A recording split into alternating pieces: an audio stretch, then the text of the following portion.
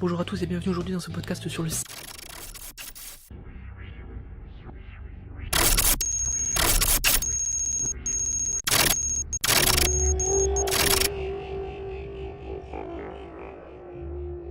Laissez-moi prendre une voix humaine.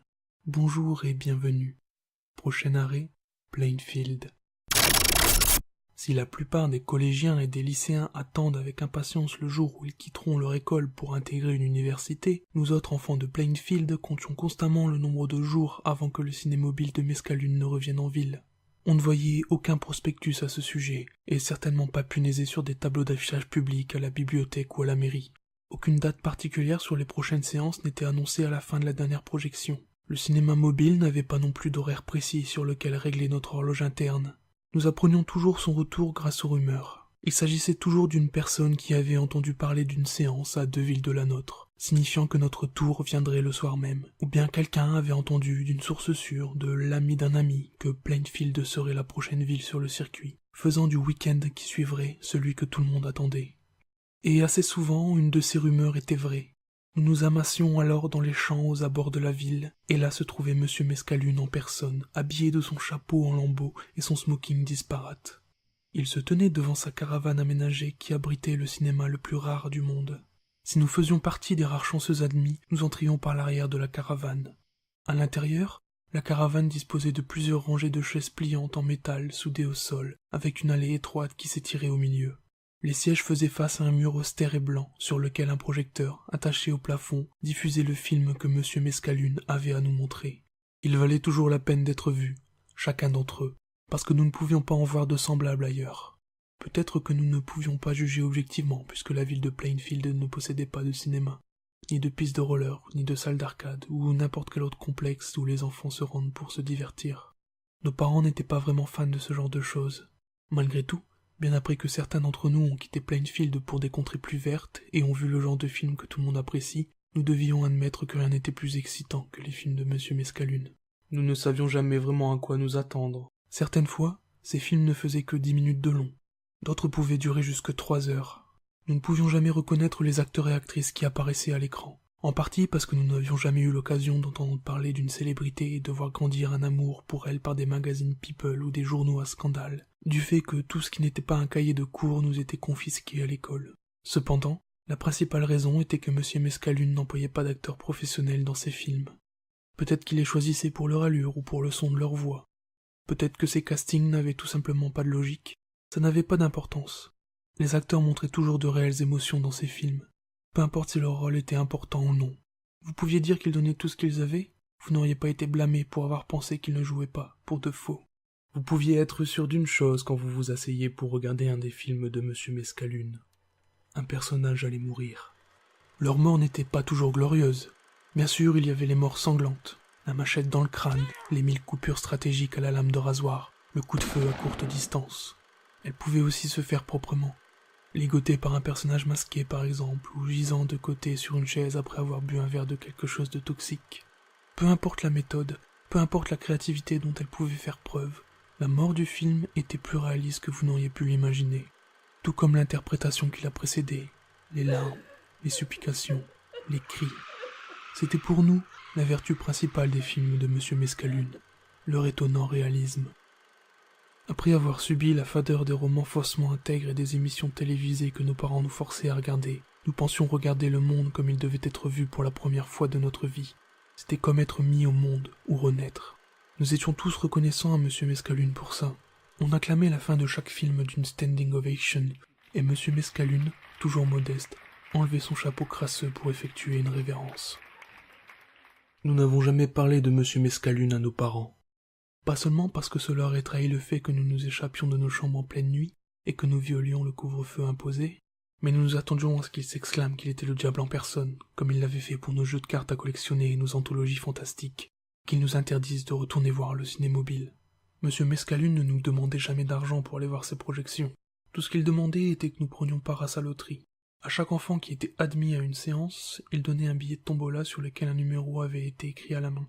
Quand le film était fini et que nos applaudissements résonnaient encore, il fouillait son chapeau et triturait dans l'amas de papier jusqu'à ce que sa main gantée émerge en tenant un des tickets. Il vérifiait le numéro tiré de sa voix calme et reposante, et vérifiait si un de nos billets correspondait au numéro gagnant. Si personne ne gagnait, il souriait simplement et serrait la main à tous ceux qui restaient pour le remercier du spectacle, puis nous laissait dans les champs au clair de lune où la foule des non-admis nous questionnait anxieusement au sujet de ce que nous avions vu. Plusieurs années durant, personne n'était capable de dire ce qu'il se passait si l'un d'entre nous tenait un ticket gagnant. Puis est venue la nuit où Chris a gagné le tirage au sort. Monsieur Mescalune a fouillé dans son chapeau comme à son habitude. Nous n'y prêtions pas vraiment attention, accoutumés comme nous l'étions aux minces chances de posséder le ticket gagnant. Quand il a annoncé le numéro gagnant, la moitié du public n'a même pas pris la peine de jeter un coup d'œil à son ticket. Calme comme jamais, Monsieur Mescalune a répété le numéro. C'est à ce moment que Chris, assis à la première rangée, a levé la main. C'était comme si un éclair nous avait frappé et fait fusionner avec nos sièges. C'était encore plus incroyable que le film que nous étions venus voir. Nous avons commencé à applaudir, et Chris s'est levé et nous a fait un signe poli de la tête, pendant que Monsieur Mescalune s'approchait de lui pour le féliciter. Chacun d'entre nous était pressé de savoir ce que serait la récompense de Chris, mais Monsieur Mescalune nous a raccompagnés jusque dehors, gardant avec lui Chris. Certains d'entre nous ont attendu à l'extérieur de la caravane pendant un long moment, mais personne n'en émergeait. Compte tenu de l'heure tardive, nous devions rejoindre nos maisons, de crainte que nos familles se réveillent et découvrent que nous n'étions pas là où nous aurions dû être. L'absence de Chris à l'école le jour suivant n'a surpris personne, qui n'aurait pas pris un jour de repos après être resté dehors si tard. Son absence le jour suivant nous a laissés perplexes. Après une semaine complète sans nouvelles, nous étions sincèrement curieux. Nous n'osions cependant pas en parler aux adultes. Que serait-il arrivé au Cinémobile s'ils en avaient entendu parler? De plus, que serait-il advenu de nous? Nous n'avons plus jamais aperçu Chris jusqu'au détour du Cinémobile de Mescalune dans les faubourgs de la ville. Ceux d'entre nous qui avaient réussi à obtenir un ticket attendaient anxieusement que le projecteur se mette en marche et nous montre ce que nous voulions voir. Et quand il s'est enfin animé, son faisceau éclairant de la poussière qui tourbillonnait, celui que nous contemplions à l'écran n'était autre que Chris, devant nous, assis torse nu contre un mur en béton. Nous avons éclaté dans un tonnerre d'applaudissements. Notre ami avait l'air plus vivant qu'il ne l'avait jamais été dans les rues de Plainfield. Il s'est tourné vers la caméra et l'a fixé du regard, comme s'il regardait dans les yeux de chacun des spectateurs. Il savait qui nous étions après tout. Il savait que nous serions là à le regarder et à profiter du spectacle. Il a ouvert et refermé la bouche plusieurs fois, timidement, comme s'il avait un monologue à réciter mais qu'il ne pouvait se souvenir d'aucune de ses lignes. Après quelques essais, il a fermé la mâchoire et a fixé un point derrière la caméra. À présent, c'était comme s'il regardait à travers nous, comme si nous étions transparents, ou comme si nous étions des fantômes, comme quelque chose qui n'existait plus, car nous n'étions pas assez réels pour mériter une quelconque attention. Une ombre est apparue sur le plan, grimpant sur le visage de Chris. Au début, il demeurait sans expression, résigné ou stoïque, ou refusant simplement de jouer la comédie. Puis, un grondement distant s'est fait entendre dans les haut-parleurs. Il s'est mu rapidement en un puissant vrombissement, celui d'une tronçonneuse. Des larmes ont commencé à couler des yeux de Chris, comme si elles avaient une vie dont il ne faisait pas partie. Une minute plus tard, tout son corps s'est mis à trembler, et il a convulsé en sanglots. Un personnage tout habillé de noir et dont le visage était caché par un masque de ski est entré en scène. Une tronçonneuse se tenait dans ses mains gantées. Chris a regardé le nouveau venu et a murmuré quelque chose d'imperceptible, couvert par le gémissement de la tronçonneuse. Les mots n'étaient de toute façon pas importants. Il aurait pu réciter une liste de courses que cela aurait semblé tout à fait sensé. Il nous tenait captivés. Le mystérieux personnage a élevé la tronçonneuse au-dessus de la tête de Chris. Notre ami a fermé les yeux, tremblant. La lame est descendue vers sa nuque. Le personnage a feinté une fois, 2 fois, puis, en un puissant mouvement vers le bas, la lame a entamé l'échine de Chris. Il jappait, mais le son a été interrompu par la lame qui avait fait son travail. Sa tête s'est affalée en avant, puis est tombée au sol. Le personnage l'a poussé hors du champ de la caméra, puis a quitté l'écran. Pendant 1 minute et demie, la caméra s'est attardée sur le corps décapité. La flaque de sang grandissante était le seul signe de mouvement. Puis, il y a eu un écran noir. Nous pouvions sentir l'incompréhension qui planait entre nous.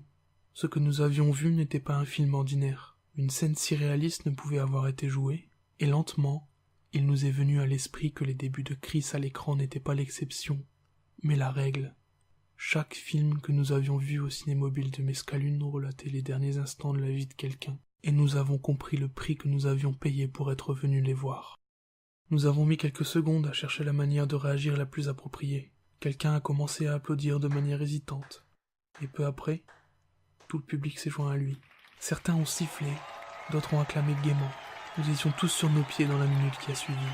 Monsieur Mescalune se tenait devant l'écran, saluant le public et prenant son chapeau pour procéder au tirage au sort rituel. Aucun d'entre nous n'a été désigné cette nuit-là. Nous nous sommes éparpillés dans les champs, dans la foule, et avons relayé ce que nous avions appris. Nous avons laissé les nouvelles se disperser entre nous comme le brouillard. Nous n'en avons pas discuté, parce qu'il n'y avait rien à dire. Chacun y réfléchissait personnellement et silencieusement. Nous nous sommes dispersés, toutes les étoiles dans le ciel brillaient intensément tandis que nous marchions vers nos maisons. Depuis Chris, et même au bout de toutes ces années, personne n'a plus jamais tiré le numéro gagnant. Mais cette nuit pourrait toujours arriver, car même si nous connaissons le grand secret du ciné-mobile de Mescalune, nous n'avons jamais manqué une seule séance. Et la foule qui s'amasse dans les champs de la ville pour tenter de voir un de ces films est toujours plus grande à chaque fois qu'il nous rend visite. Vous voyez, pas besoin d'aller chercher dans le surnaturel pour trouver des monstres. Il suffit de chercher en vous. Pas la peine de me suivre, je sais où vous trouver. À bientôt. Aimez cette vidéo, n'hésitez pas à vous abonner et à partager. À la prochaine.